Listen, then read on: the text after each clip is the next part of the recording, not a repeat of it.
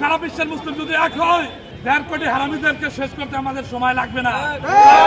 ফিলিস্তিনে আমাদের মুসলমান ভাই বোনেরা দিনের পর দিন কুকুরের মতো মরবে, আর আমরা মুসলমানরা শুয়ে থাকবো, সেটা কি হবে?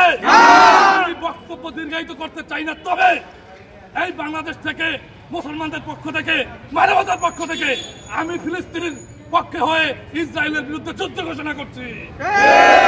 আমরা কি যুদ্ধে যেতে প্রস্তুত আছি?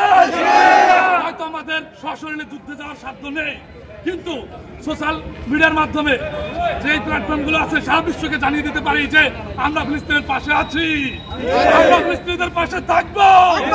আমাদের একটা ভাই যদি মরে আমরা সারা বিশ্বে আগুন জ্বালিয়ে দেব। আমাদের সারা বিশ্বের বর্তমান আধুনিক সভ্যতার দিকে যদি তাকাতে চাই, সবচাইতে মানবতা বিধ্বংসী কাজের দিকে যদি লক্ষ্য করি, সেটা হবে আমাদের ফিলিস্তিনের ভাই বোনদেরকে যে হত্যা করা হচ্ছে সেটি। এই আধুনিক যুগে এরকম হত্যাযজ্ঞ চলবে, সারা বিশ্ববাসী কোনো কথা বলবে না, সেটা হতে পারে না। আমি সারা মুসলিমবাসীকে ডাকতে চাই, আপনারা এখন সজাগ হন। আমাদের মুসলিম ভাইরা এভাবে ধুকে ধুকে মরবে আমেরিকার মদতে, আপনারা বসে থাকবেন, সেটা হয় না।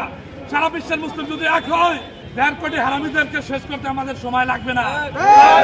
আমি এই বাংলাদেশ থেকে সবাইকে যুদ্ধের জন্য আহ্বান করছি, আমরা সবাই আছি।